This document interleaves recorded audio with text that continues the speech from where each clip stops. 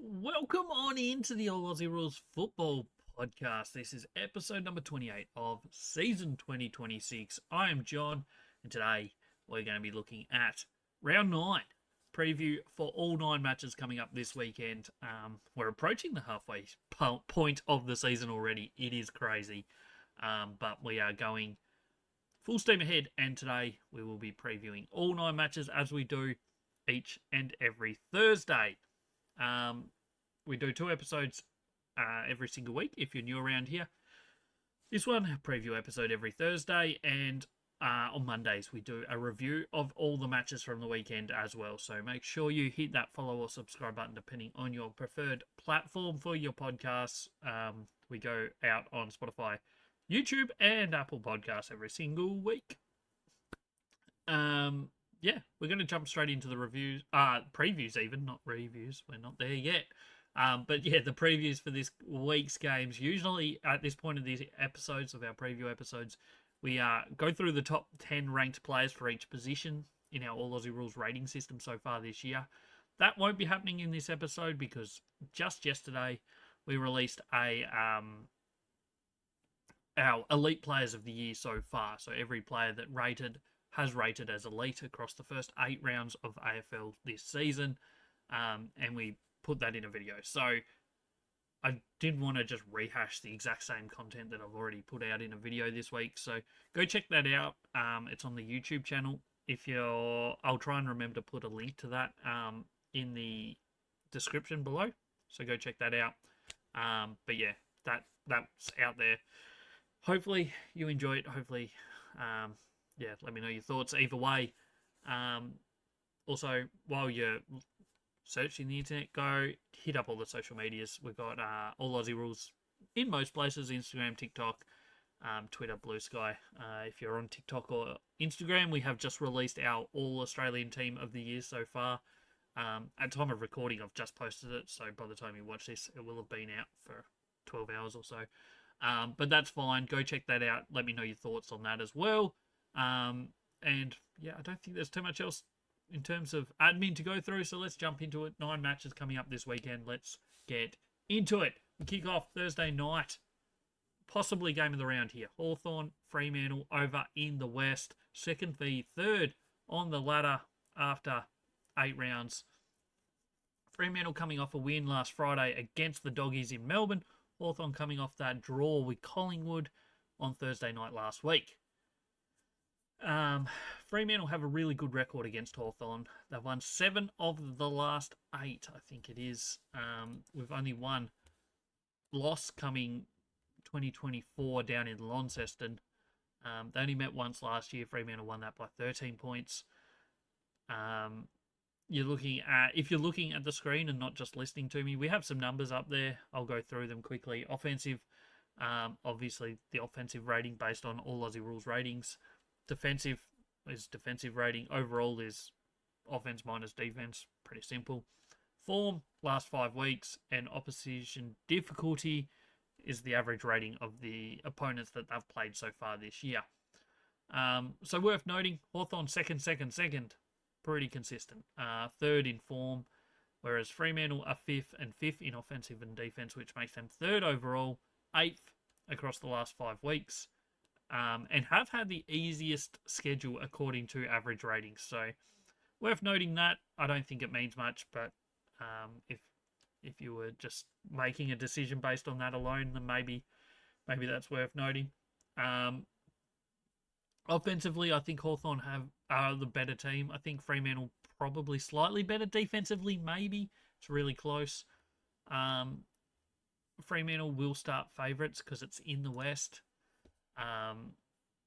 Other than that, this is the sort of game where I'd be like, well, I am like, if it's in the West, I'd go Fremantle. If it was in Melbourne, I'd go Hawthorn. If it was a neutral game like Gather Round, then I don't know what I'd do. Maybe toss a coin or something. Teams have been announced for this game. Obviously, this is the only game that teams will have been announced for so far. But Judd McVie comes in for Jeremy Sharp for Fremantle. Hawthorn have made 3 changes. They got Bodie Ryan, Sam Butler, and Max Ramsden coming in for Cal Shadir, Jack Scrimshaw, and Finn McGuinness.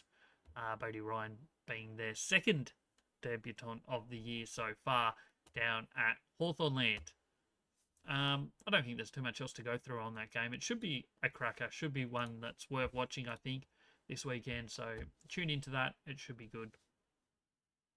Jumping into Friday football, we've got 2 games again this week on Friday. I don't know why the AFL keep doing this to us, but we do again. At least this time, they're not the 2 best games, or arguably 2 of the best games of the weekend.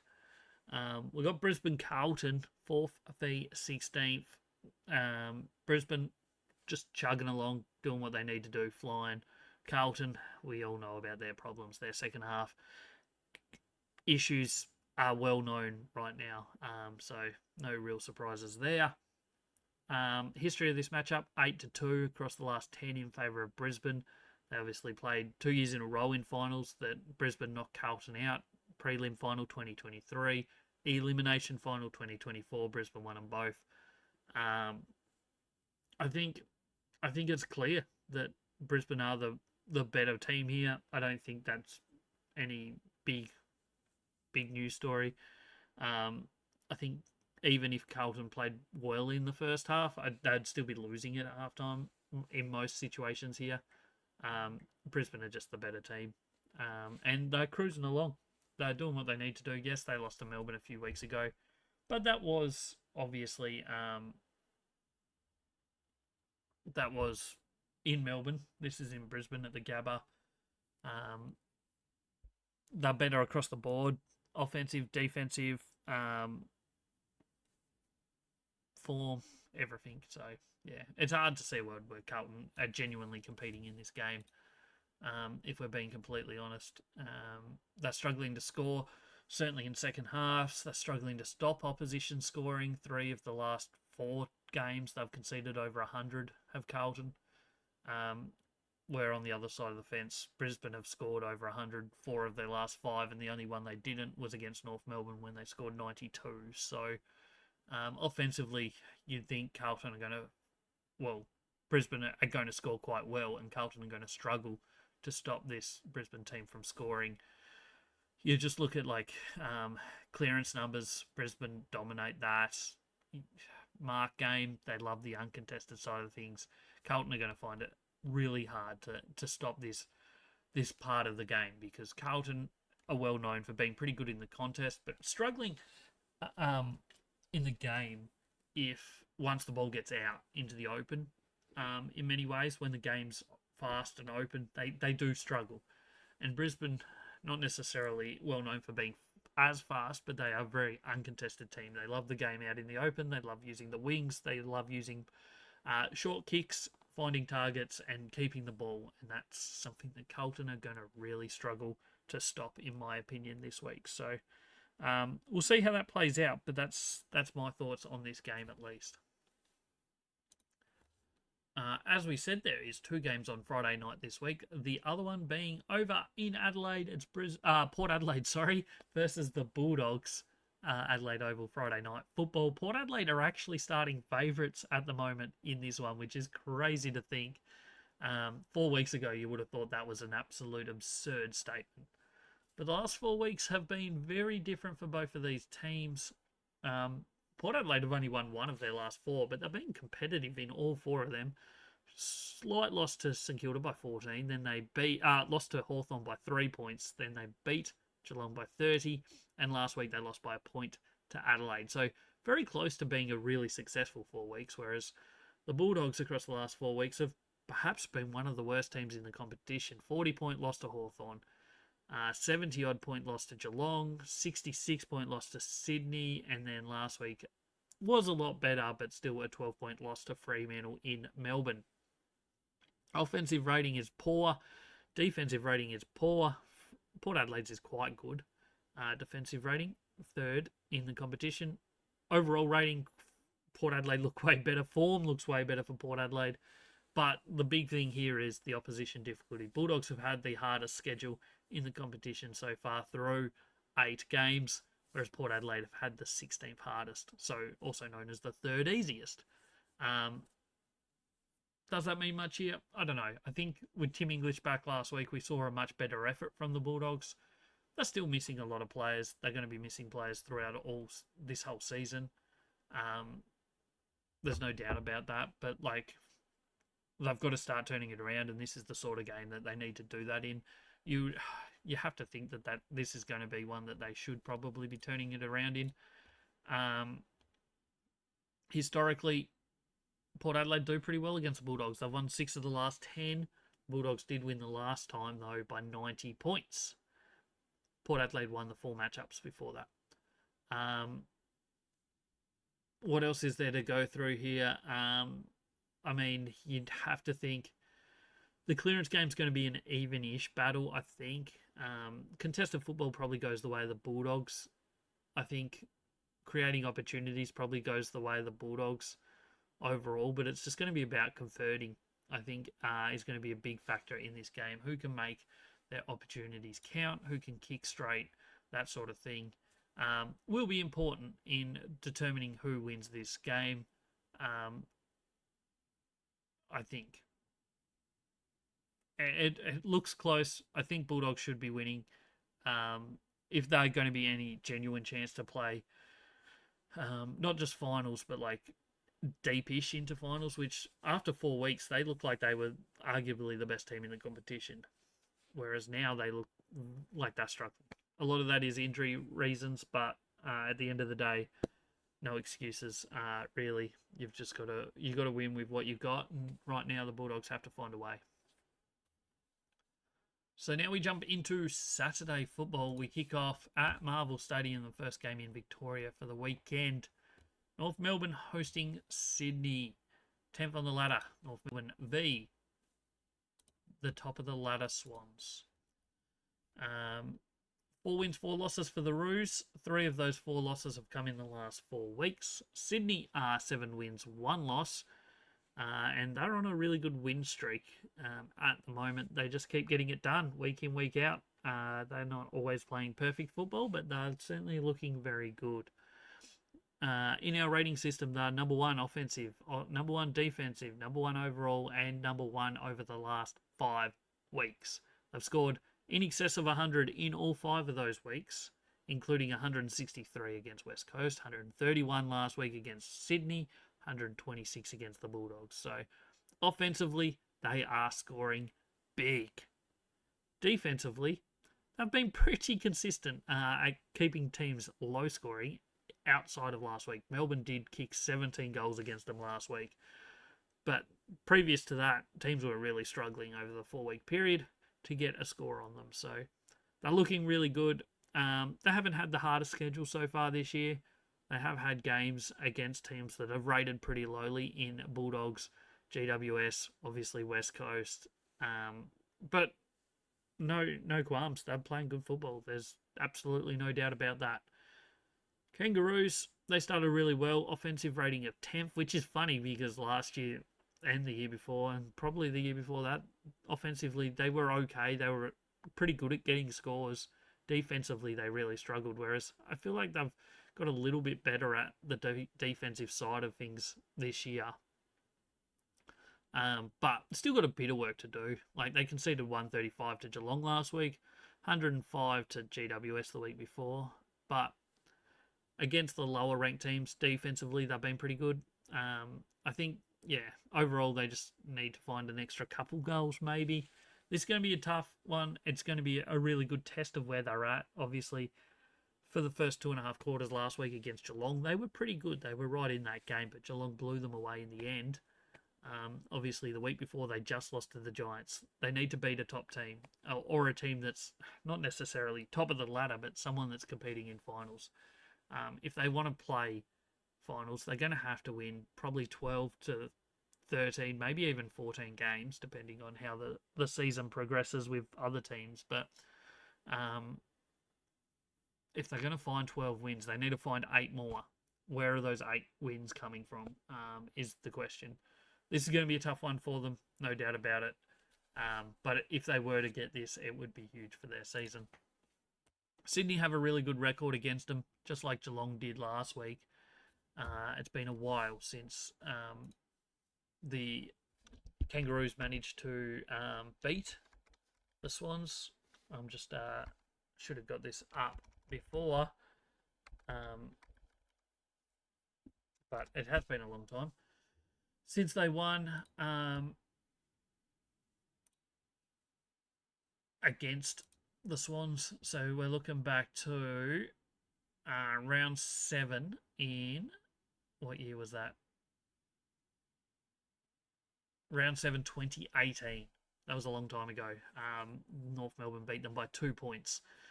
Since then, it's all Sydney. 10 in a row to the Swans. Doesn't matter where they've played. 7 of them have been at Docklands. They've been down in Tassie, and only 3 have been in at the SCG. So I don't think Marvel Stadium's the issue here for Swans.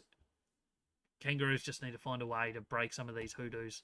They couldn't do it last week against Geelong. Can they do it this week against the Swans? Big question. Swans are massive favourites in this one as well at the moment, so not that surprising. Sydney are looking very good. It's going to be a tough one for the Roos to get past, but if they do it, we will believe they are the real deal. But until we see that, we don't.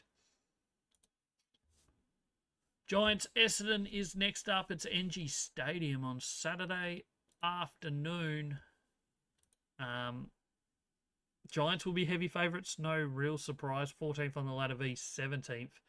But the gap from pretty much 14th to the teams below is quite big. The bottom 3 teams right now seem like they're a mile off the pace. Things can change. You look at Essendon 3 weeks ago. They were okay. They had a good 2.5 week period, but unfortunately the rest of their season has been absolutely trash. Offensively, Giants are okay this year. Defensively, they're struggling a little bit. They have had a lot of injury concerns, and that's completely understandable. But they need to start winning more games. Obviously, they haven't had the best start to the year, but they're still 3 wins, 5 losses. There's still a long period of this season to go. Obviously, they've played 8 games. They've still got 15 games to go. They probably need to win 10 of them to make it to finals. But that's not out of the question. They're a good team. They've got some good players still, even with no Tom Green for the year. They need to consistently start winning some games. They've won 2 of the last 4 with 2 losses against Sydney and Gold Coast, both pretty solid teams. This is just a game they need to win. And in all honesty, they probably need to win it with quite a decent percentage boost as well. If we're being completely honest, because otherwise they'll just fall too far behind. Their percentage, while not terrible, it's not great in comparison to teams above them. Like, theirs is the lowest of the teams in the top 14. All 4 teams below them are obviously well below them in percentage, but they're a fair way off the rest of the competition in percentage. So they do need to catch it up, and this is the sort of game they need to use to catch it up.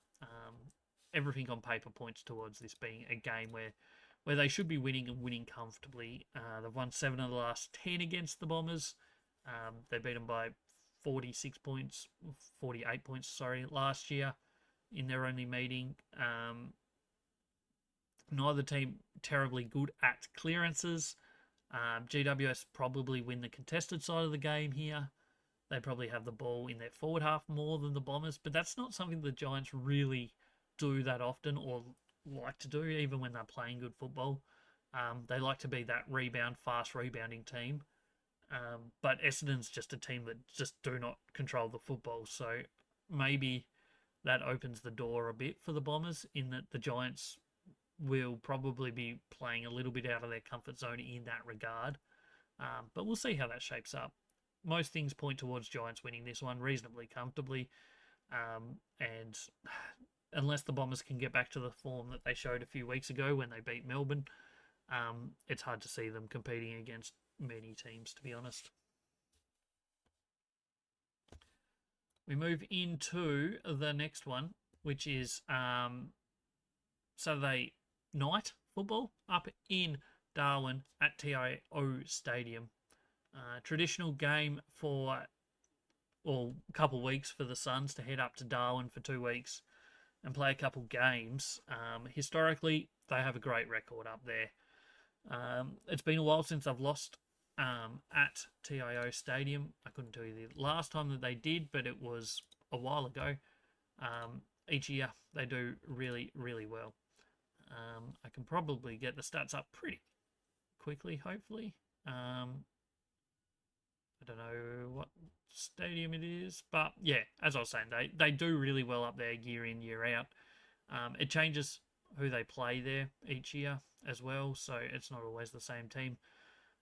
But last year they did really well, getting both wins in two close games against two really good opposition. I think it was Hawthorn and the Bulldogs last year. And then, so they shape up here as a team that should be winning this one, even though St Kilda have been playing some reasonably good football over recent weeks, and are starting to show some really good signs in their football game. This is not an easy game heading up there. It's a different game in the north. The game's usually a lot slipperier. The ball's a little bit slicker.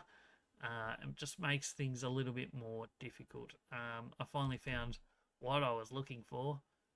So they lost their first two games at the stadium back in 2012 and then 2020. And then since then, they've beaten Hawthorn, North Melbourne Bulldogs, Adelaide, North Melbourne, Geelong Bulldogs, Hawthorn. So the last couple of years, they've been against some quite good teams. Like Hawthorn Bulldogs last year, both played finals. No, Bulldogs just missed finals, sorry. The year before, Geelong played finals. So they're doing really well up there. You'd have to think they probably do again here. They've won their last 8 at the stadium since 2022. They've played 2 games there each year. So I think just on that alone is enough to probably suggest that we'll be tipping the Suns here, even though they don't have a great record against St Kilda. Only 2 wins out of the last 10, but those 2 were 2 of the last 3. How do we see this game kind of playing? St Kilda tend to be a pretty good clearance team and contested football team, which is not what Gold Coast is this year. Maybe they will be a bit more as Matt Rowell gets better and better into the season, having missed a chunk of the start. But Gold Coast are a team that, while not winning the contested football or the clearance game, they do win the ball back via turnover, and then once they get it, they control the ball. They play their game, and it's very hard to break them out of that game style. They have the ball in their forward half a lot. They have the ball in their possession a lot. So how that shapes up will be important here. If St Kilda can turn those clearances into some scoring opportunities, maybe that's their opportunity there if they can be good with the ball. But the way Darwin games tend to be is fast-paced, high turnover games. So that will probably play into Gold Coast's hands. They've got some good running backmen. But it shapes up as an interesting game, one that I think is probably the 3rd best game of the weekend on paper, I think. Gold Coast will definitely be favourites, but I wouldn't give St Kilda no chance in this one. Speaking of Saturday night football, we've got the other Saturday night game here. It's Geelong Collingwood. This will be at the MCG. Probably game of the round if the Hawthorn Fremantle one isn't. Historically, these two teams have played in some cracking games. 6th v 8th on the ladder. Geelong will go in favourites. Across the board, I think Geelong numbers are better than Collingwood. Their team's probably overall better. But as we saw last week with Collingwood against Hawthorn, you can never really write them off. They probably got smacked in most areas of that game last week, but they led most of the way and ended up drawing. So you've got to be careful with them because they can perform really above their ability, I guess, in some ways. Last year, they played in one of the best games of the year. It was probably top 5 or 6 game of the year. When Geelong won by 3 points, Collingwood missed a Jack Crisp shot after the siren to lose by 3. Geelong won the time before in 2024 by 20 points. So you're going to go back to 2023 for the last time that Collingwood beat the Cats. They won 2 times in a row, both times in 2023, and then 2022 and 2021, Geelong won. So it's 6-4 across the last 10, but it is 6-2 across the last 8 in favour of Geelong.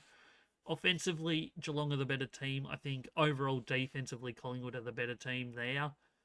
Maybe that evens it out across a game of football. We'll see. Clearance numbers, both teams struggle in the clearance, especially Collingwood in the centre clearance. So it's going to be fascinating to see how the clearance game works in this one. Whether Darcy Cameron's playing for Collingwood or not will probably have a big effect on this game as well, in his turnover ability. Contested football, Geelong are good at, Collingwood are not good at so far this year. Collingwood don't possess the ball much, whereas Geelong do. So there is very different game styles here. But Collingwood are a team that defend as a team together really quite well. And we'll see how that shapes up. But, I mean, you look at it, both teams are pretty similar sort of spot on the ladder. So similar-ish sort of seasons.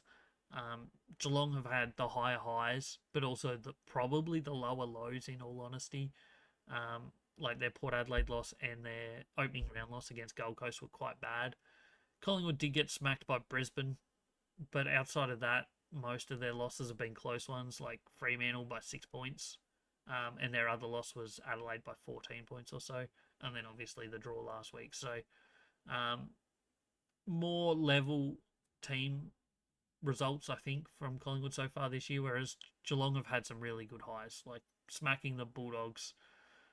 They've smacked some teams. They came back from miles behind, 5 goals back from Fremantle to win. But yeah, they've had a couple low lows. But I think overall Geelong are the better team in this, but you can just never write Collingwood off, in my opinion. Certainly not in this one. So how the clearance game shapes up is going to probably have a massive effect on this game. If Collingwood can find a way to win any clearances, that will be huge for them in their ability and their chances here, because they have really struggled in that facet of the game over recent weeks. We'll jump into Sunday football. There's 2 games happening on Sunday. We kick off, they're both in Melbourne. We kick off with Melbourne v West Coast. This one's at Marvel Stadium. Yes, Melbourne are playing at Marvel this week. 7th v 15th on the ladder. Melbourne have had a great start to the year. West Coast, the first few weeks was okay, but it's been rough since. Melbourne's numbers just don't read well for whatever reason, even though they have been very good so far this year. The loss against Essendon did ruin some of those numbers, if I'm being completely honest. Maybe we just forget that game completely. Last week, they were pretty good. They never went away against Sydney, who are top of the ladder. They've been beating most other teams. Beat Brisbane in Melbourne. This is at Marvel, not a ground that they play at all that often. But this is just a game they have to win, and probably win quite comfortably, you would have to think. West Coast have not been great. They played at Marvel 2 weeks ago and lost by 101 points to St Kilda. So this is a similar sort of game. So I'd kind of be expecting Melbourne to win by 60-odd points in this one, if we're being completely honest. We just have not seen much from West Coast to get excited about over the last 5 or so weeks. This matchup, no surprise, Melbourne have won 6 of the last 7. West Coast did beat them in 2024 somehow by 35 points, but other than that, it's all been one-way traffic in the favour of the Demons, who, while averaging 101 points per game this season, they've also been conceding 101 points per game, but they won't concede 100 here against West Coast, I wouldn't have thought. But they could well score well over 130, the Demons, in this one. Most stats point towards Melbourne winning. How do West Coast find a way to win this? I don't know. In all honesty, they just look like they're a long way off the pace at the moment from what we've seen over recent weeks. Like last week at home against Richmond, they couldn't win that. Richmond haven't won a game this year until then. As we said, they lost by 100 points to St Kilda. Fremantle game wasn't terrible, but it certainly wasn't great. Geelong, similar story. and then back to Sydney was horrible. So twice in 4 weeks they lost by 100 points. It's just not reading well for them. So we need to see a massive uptick from them before we even consider tipping them in a game. That just leaves us with one game left, and it's Richmond Adelaide MCG Sunday afternoon football. Mother's Day. Don't forget to wish your mothers a happy Mother's Day on a Sunday. It's 18th Richmond, 11th Adelaide. 4-4 are the Crows. 1-7 are the Tigers. But that one win was last week. Yes, they finally won a game against the Eagles. Well done to the Tigers for that one. They had to grit their teeth and dig deep late, but they did it. Crows, they've got their season going. It was a slowish start, winning just one of their first 4. They have won 3 of their last 4, though, now, with that only loss being to Brisbane in Brisbane. So they've got their season going. Yes, 2 of those wins have been by 1 point against St Kilda and Port Adelaide, so they haven't been fantastic, but at least they're getting wins on the board. That's the number one priority right now, getting wins on the board, build the confidence, and, yeah, go from there. This is the team that won the minor premiership last year, and right now they're not even sitting in the top 10. Will they be after this week? Most likely. They should be beating Richmond. They should probably be beating Richmond quite comfortably, you'd have to think. Even being in Melbourne, it's hard to see them not winning this. They've already beaten a team at the MCG this year in Collingwood, so I don't think they'll have any qualms at the G. It shapes up as a game that they should be winning, and you'd expect them to win. The matchup doesn't read so well for Adelaide historically. They did beat them in their only meeting last year by quite a comfortable 70-odd points. But before that, it was 6 out of 9 in favour of Richmond, including the 2 previous ones in 2023 and 2024. Both went the way of the Tigers. And if you think back, 2024 was a terrible year for the Tigers. And somehow, I think they only won two games that year, did they? Or did they win a couple more than that? They beat Sydney and maybe only Adelaide. So it was a really bad year either way for the Tigers, and somehow they beat Adelaide that year. But this is a different Crows team. You can't see a world where Richmond genuinely compete in this one. Offensively, they just can't score enough. And defensively, probably can't stop opposition from scoring enough. Whereas the Crows haven't reached the levels of last year, especially on the defensive side of things, I don't think. But, like, offensively, they've shown signs that they're still as good as last year. They just need to get a couple more players back in those defensive roles, and I think we'll see them back to similar levels of last year. At the moment, it's just about getting wins, though, and trying to get that percentage up a little bit as well, because they're sitting basically at 100%, I think, from memory. 96.6%, so slightly under 100%, but a big win this week. Teams, probably the 3 teams above them, Collingwood, St Kilda, and North Melbourne, all have tough ones this week. You'd expect at least one of those 3 to lose. Probably 2 of them. So, yeah, they can definitely jump into the top 10 this week, get to 5-4, and really start to push hard towards the bye, and maybe even be top 6 by the bye. We'll see. So that is all 9 matches. We'll jump into our footy tips for this weekend now. This is for round 9. We kind of went through them as we went, but we'll officially lock them in here. We got Fremantle against Hawthorn. We're going with the Dockers at home by 6 points. Should be a cracking game. Tune into that one. Hopefully will be entertaining. Friday night footy in the first one. Brisbane should be too strong for the Blues. I can't see a world where Carlton can compete right now. With the Lions, we got the Lions by 37. Port Adelaide by 2 points on Port Adelaide against Bulldogs. Not a game I'm confident with either team.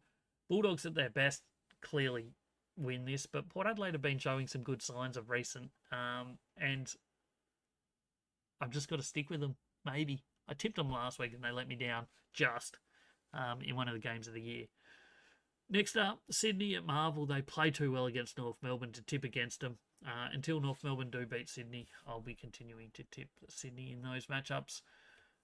Giants by 21 on Essendon. They should be too strong at NG Stadium. Gold Coast up in Darwin. You just shouldn't tip against them. They've won their last 8 there. As we said before, against St Kilda should be too strong. Geelong against Collingwood by 12 points. I think they're just the slightly better team right now out of those two. And then Sunday football, Melbourne should be way too good for West Coast. I would be very surprised if they don't win by 40 plus. And then Crows against the Tigers at the MCG should be way too strong as well. I think Richmond will show some okay signs in this game at points, but across a 4 quarters of a match, I can see the Crows winning this by 40 to 50 points. I've got 38, so maybe 35 to 50. So that's our tips for this week. We're 50 out of 72 on the year. Hopefully we can have a good week. Make sure you jump in the comments below and let me know who you're tipping this weekend. And that's a wrap on episode number 28 of season 2026. All Aussie Rules Football Podcast. I thank you for watching. This was the Round 9 preview. Don't forget to like, follow, subscribe, all of those to your preferred platform for the podcast, YouTube, Apple Podcasts, or Spotify. We go live twice every single week. Mondays, reviewing the games. Thursdays, previewing the games. There's also other videos that go live on the YouTube, including our Elite Players of 2026 so far on the YouTube channel earlier this week. So go check that out. Link will hopefully be in the bio. Go check out all the social medias, X, Instagram, TikTok, all of them. We do a team of the week every week. We do game reviews on TikTok every single game. Instagram does game reviews as well, but like just picture versions. Does that make sense? I don't know.